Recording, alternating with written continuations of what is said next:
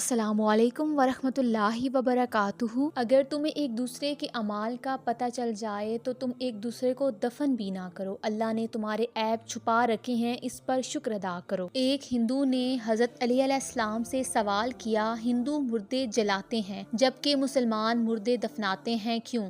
حضرت علی علیہ السلام نے جواب دیا، کچرا جلایا جاتا ہے اور خزانہ چھپایا جاتا ہے۔